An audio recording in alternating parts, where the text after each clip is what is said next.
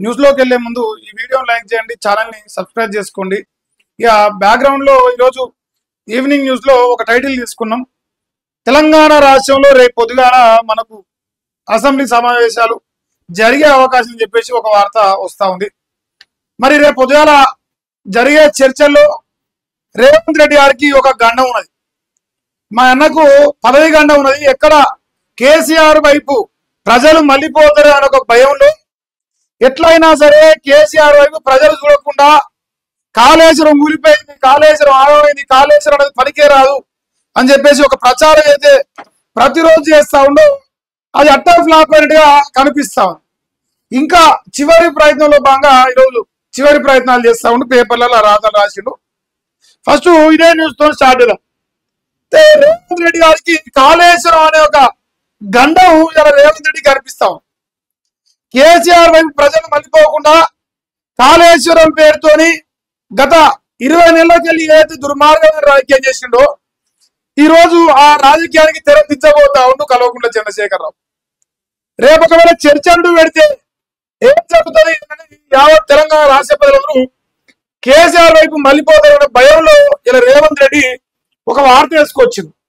ఎందుకంటే తెలంగాణ చీకటి కావాలి, రేవంత్ వెలగాలి, ఆ ఆశయంతోనే పనిచేస్తా ఉన్న ఈ వెలుగు పత్రిక ఇంత పెద్ద ఎత్తున సాయంత్రం న్యూస్ లో వార్త రాసుకొచ్చింది. మరి ఈ కాళేశ్వరం అనే అంశంలో కేసీఆర్ అనే వ్యక్తి ఒకవేళ అసెంబ్లీకి వచ్చి అసెంబ్లీలో మాట్లాడితే రేవంత్ రెడ్డి ప్రభుత్వం తట్టుకొని నిలబడే దమ్ము ఉన్నదా అనేది ప్రజలు ఆలోచిస్తారు. రెండవ పాయింట్ ఏంటంటే అసలు కాళేశ్వరం పైన చర్చ పెట్టి కాంగ్రెస్ ఒక గంట సేపు నాన్ స్టాప్ గా బీఆర్ఎస్ వరకు మైకిస్తే వీళ్ళు అసెంబ్లీ బతుకుంటారా? లేదు ఒకవేళ కాళేశ్వరం కూలిపోయింది అని ఏమైనా ఎవిడెన్స్ పట్టుకొచ్చి అసెంబ్లీలో ఎండగట్టే ప్రయత్నం చేద్దామని అది కూడా ఆప్షన్ లేదు. సో ఇప్పుడు ఏ రకంగా అయినా అష్టదిగ్బంధనం అయిపోయిన రేవంత్ రెడ్డి చూస్తా ఉంటే అన్ని అయిపోయినాయి, అన్ని దారులు మూసుకపోయినాయి. మిగిలిన ఒకే ఒక దారి వార్తాపత్రిక. ఈ వార్తాపత్రిక రూపంలో కేసీఆర్ వైపు ప్రజలు మళ్ళీపోవడానికి చివరి ప్రయత్నం. చచ్చిపోయే ముందర చివరి కోరిక కడతారు, ఉరిశిక్ష చేస్తూ కడతారు చూసిరా? అట్లా ఉరిశిక్ష చేస్తూ చివరి కోరిక అన్నట్టు కాళేశ్వరం అనే గండం రేవంత్ రెడ్డికి చివరి ప్రయత్నంలో రేపు పొద్దుగాల వార్తలు వస్తాయి. కానీ ఇంత ముందుకే చూసినాం మనం రెండోసారి కాళేశ్వరం కమిషన్ ఎంక్వైరీ విషయంలో కేసీఆర్ వస్తే తెలంగాణ మొత్తం కేసీఆర్ వైపు మళ్ళీపోయింది. కేసీఆర్ ఎలకతుర్తిలో సభ పెడితే దాదాపు 1 కోటి మంది జనాలు ఆన్లైన్ లోనే ఉన్నారు. సో ఇంత పెద్ద ఎత్తున రేవంత్ రెడ్డికి ఎక్కడ కేసీఆర్ ప్రజలు మళ్ళీపోతున్న భయంతో ప్రతిరోజు కాళేశ్వరం జపం చేసి 20 నెలకెళ్ళి అయితే బూతులు లేదంటే కూతలు ఈ రెండు తప్ప ఇంకా వేరే ఆలోచన లేకుండా బతికింది. పొద్దుగాల నాకు కామెంట్ వచ్చింది, అసలు పరిపాలన అంటే రేవంత్ రెడ్డి పరిపాలన అంటే అర్థం ఏంటంటే కేసీఆర్ తిట్టడం, కేసీఆర్ పరిపాలన వ్యతిరేకించడం, కేసీఆర్ పరిపాలన పైన దుమ్మెత్తిపోవడం. ఇదే గత 20 నెలలకెళ్ళి రేవంత్ రెడ్డి చేస్తున్న ఇందిరమ్మ రాజ్యం ప్రజా పరిపాలన. మరి అలాగో ఈ కారు కూతలు రాసే ఈ మోసేది ఇంగిరి ఎత్తుకులు తినే ఈ పత్రిక ఇలా రాసింది చూడండి. కారు పార్టీ కన్నా కాళేశ్వరం కష్టం వచ్చిందంట. మనమందరం ఇప్పుడు దీన్ని నమ్మాలి. నమ్ముతారంటే నా కామెంట్ చేయండి. మీరు నమ్మితే నేను కూడా మీ కామెంట్ రిప్లై ఇస్తా, ఎవరైనా చేయొచ్చు. ఇంకా ముందు నుయ్యి ఉన్నదంట, వెనుక గొయ్యి ఉన్నదంట. అసెంబ్లీకి కేసీఆర్ గైడ్ కావాలనే అవకాశం ఇది తప్పు. ఈ చదివే విధానం రాసిన విధానం వేరుందా? నేను వేరే తిరుగుతా చూడ్రి. చెయ్యి పార్టీకి కాళేశ్వరం కష్టం, ముందు నుయ్యి వెనుక గొయ్యి. అసెంబ్లీకి రేవంత్ రెడ్డి గైడ్ కావాల్సిన అవకాశం రాకుంటే సమాధానం లేకే న్యాయస్థానానికి చెప్పనున్నా మన రేవంత్ అన్న. గొడవ చేస్తే చర్చ జరగకుండా అడ్డుకున్న కోర్టుకు చెప్పే అవకాశం. అంటే ఏదైనా సరే వాళ్ళతోని మాట్లాడలేదు. వాళ్ళు గొడవ పెడితే కోర్టుకు పోయి గొడవ అని చెప్పాలి. చర్చను మొత్తానికి వాయిదా వేస్తారు. కాళేశ్వరం పైన కాంగ్రెస్ పార్టీ బీఆర్ఎస్ పార్టీ నాయకులను చర్చ పెట్టడానికి సానుకూలంగా లేదని తెలిపోయింది. వాళ్ళు ప్రజెంటేషన్ ఇస్తామంటే ఉచ్చబడుతుంది వీళ్ళకు. సో ఏ రకంగా చూసుకున్నా ఈ వార్త వెనుక సారాంశం ఏంటంటే కేసీఆర్ ని ఎన్ని రకాలుగా బదనాం చేయాలి, అన్ని రకాలుగా బదనాం చేయాలి. ఏదైనా సరే కాళేశ్వరం కూలిపోయిందని నమ్మించే ప్రయత్నం చేయాలి. రేవంత్ అన్న ఒక పాయింట్ చెప్తా. పరిపాలించడం అంటే కేసీఆర్ బదనాం చేయడం, కాళేశ్వరుని బదనాం చేయడం కాదు. 20 నెలలకి వెళ్ళి మేడిగడ్డను ఎందుకు రిపేర్ చేయడం లోకం అడుగుతా ఉంటే ఆ సమాధానం లేదు ఇక్కడ.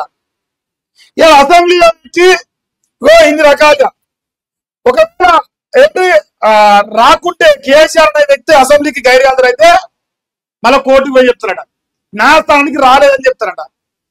కేసీఆర్ తో సంబంధం ఇప్పుడు ఎవరు వస్తుంది? ఇప్పుడు కేసీఆర్ తెలివి అడుకునే దమాకు మీకు ఒకటి ఉంటే ఆయన వస్తాడు. ఇప్పుడు మేము కూడా రావాలని కోరుకుంటున్నాం, కానీ మీలాంటి బచ్చాల కోసం రాలేమని ప్రజలు అంటారు. ఎవరైనా తెలివికరుడు ఉంటే అలా వస్తానికి. ఇప్పుడు ఈ శాఖ పట్టించుకునే సన్నాసులకు అసలు ఏ మేరకు కాళేశ్వరం గురించి అని ప్రజలు మాట్లాడుకుంటారు.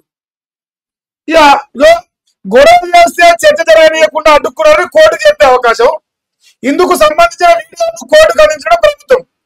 చర్చ జరగనిస్తే పార్టీ మనుగడకు తీవ్ర నష్టం వాటిలే చేరా. ఇప్పుడు వాళ్ళు ఏమంటారు, చర్చ చేద్దామని కదా అసెంబ్లీ స్పీకర్ గారికి వచ్చింది. నాయన మేము మాట్లాడటానికి రెడీ ఉన్నాం, మాకు ప్రజెంటేషన్కి అవకాశం అని.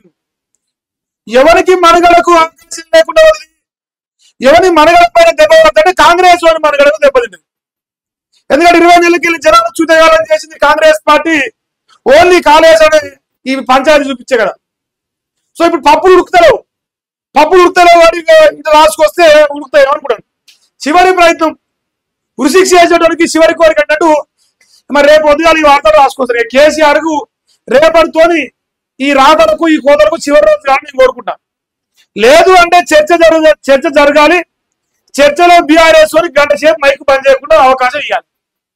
కాంగ్రెస్ 65 మంది ఎవరైనా మునగాలంటే సవాల్ చెప్తే వాడు గ్రేటే, ఇప్పుడు ఎవరైనా కావచ్చు. ఇంకా చూడ కోర్టులో వేసిన పిటిషన్ గులాబీ పార్టీ మేరకు చుట్టుకుంటుందా?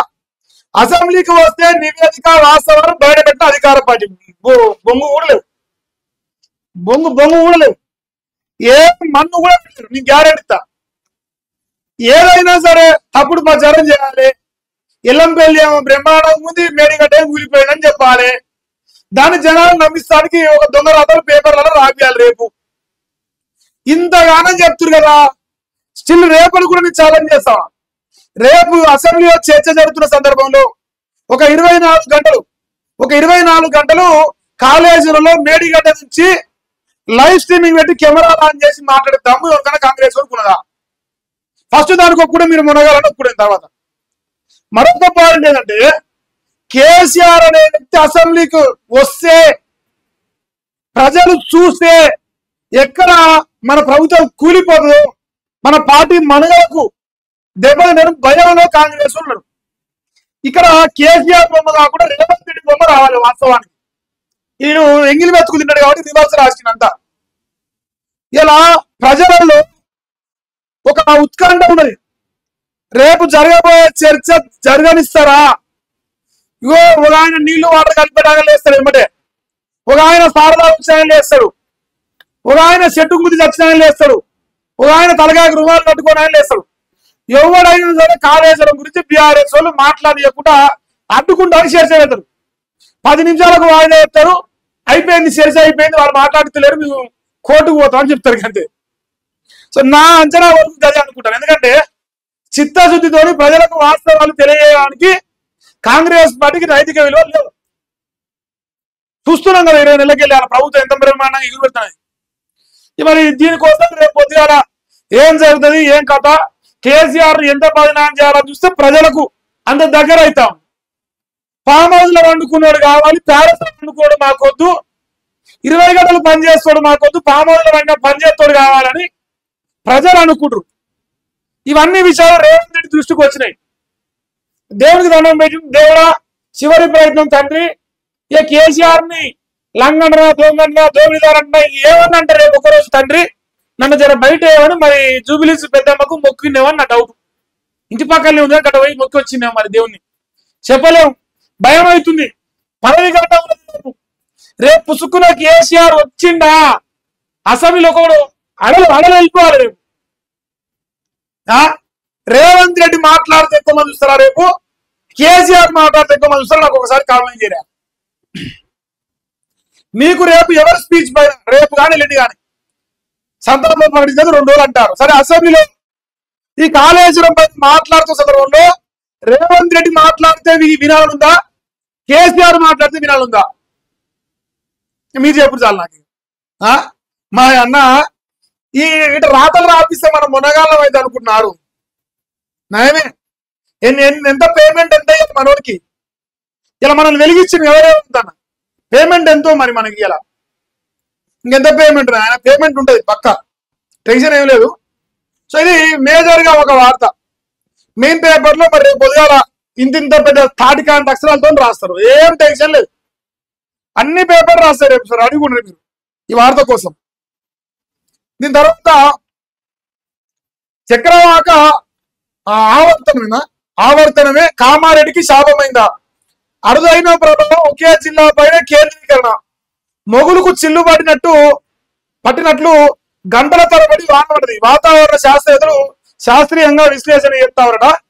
ఇక మొగులుకి పొక్క పెట్టి ఒకటే కాడ కుండపోతాం అంటూ వండదట. మరి శాస్త్రవేత్తలు దాన్ని పరిశీలించి ఏంది ఏం కథ అనేది మరి మనం తెలియజేసే అవకాశం ఉంది. కామారెడ్డిలో ప్రస్తుతానికైతే మరి వర్షాలు ఉన్నాయా లేవా రేపు రావాలి వార్త. ఇంతవరకు అయితే ఏ పేపర్ రాలేదు. అంటే అక్కడ ప్రజల గురించి ఒకటే రోజు వస్తుంది వార్త. అదే రేవంత్ రెడ్డి ఎల్లంపల్లి హెలికాప్టర్ ఎక్కిండు, పండుకుండు, ప్యామోదులు తిన్నాడు, ప్యాలెస్ లో అనుకుంటు ఇవన్నీ మాత్రం రోజు 10 సార్లు వస్తాయి. ప్రజల కష్టాలు ఒక్కరోజు ఎక్కువ ఇంకా మనం. సో నిన్నటి వరకే రాసిరు. అది కామారెడ్డి జోలి. ఇక మట్టి గాజుల్లో డ్రగ్స్ స్మగ్లింగ్ చేస్తారట. ఆక్స్ఫర్డ్ డిక్షనరీల మధ్య హెరాయిన్, ఎఫిడ్రిన్ ప్యాకెట్లు అంటే 10 కొరియర్ సంస్థల ద్వారా 100 కోట్ల మాదక ద్రవ్యాల సప్లై. హైదరాబాద్ శివారు మెడికల్ ఇంజనీరింగ్ కాలేజీలో టార్గెట్. మహీంద్రా యూనివర్సిటీ డ్రగ్స్ కేసులో సంచలన విషయాలు బయటకు వచ్చినాయి. ముమ్మరంగా సాగుతున్న పోలీసుల దర్యాప్తు. ఏమి లేదా ఉన్న చెప్పాలా? 100 కోట్లు కాదు 1000 కోట్లు అని రావచ్చు అదిలో. కానీ ఇలా హైదరాబాద్ లో కానీ తెలంగాణ రాష్ట్రంలో కానీ దాదాపు ఊరికి వాకింగ్ చేయాలి డ్రగ్స్. అంటే కాస్ట్లీ డ్రగ్స్ ఓడి వాడతాను అంటారు కదా, తక్కువ కాస్ట్ ఓడి వాడతాను. మొత్తానికి డ్రగ్స్ అయితే విచ్చలవిడిగా దొరుకుతున్నాయి. రేవంత్ అన్న పుణ్యమని ఇక 2 ఎక్కువనే అవుతా ఉన్నాయి. కేసీఆర్ టైంలో 10 వంతులు ఉంటే ఇలా 15 వంతులు అయింది అంతే. భిక్షాటన బ్యాన్ అంట. మిజోరాం అసెంబ్లీలో తీర్మానం చేశాడ. భిక్షకుల కోసం రిసీవింగ్ బోర్డ్ అట. అక్కడి నుంచి స్వగ్రామాలకు స్వరాష్ట్రాలకు పంపే యోచన ప్రకటించిన సామాజిక సంక్షేమ మంత్రి లాలా రిన్ పుయే అట. ఈయన భిక్షాటనం బ్యాన్ చేసినట్టు మన తెలంగాణలో కూడా బ్యాన్ చేస్తే బాగుంటుంది మరి నాకు కూడా అనిపిస్తుంది. ఎందుకంటే వీళ్ళ గుళ్ళ దగ్గర పోతే ప్రధానంగా హిందువుల గుళ్ళ దగ్గర పోయినప్పుడు వీళ్ళ వల్ల దర్శనం కూడా చేసుకునే వాళ్ళకి కొంచెం ఇదైతాం. మరి ముఖ్యంగా చిలుకూరు బాలేదు, ఇక టార్చర్ ఉంటుంది ఇక. సో మరి భిక్షాటన అంటే బ్యాన్ చేసినట్ట మిజోరాం. అదొక వార్త వేసారు. సో ఇంతవరకు ఈవినింగ్ కనిపిస్తాడు. ఇక మరి ఆఫ్టర్నూన్ ఉంటుంది కదా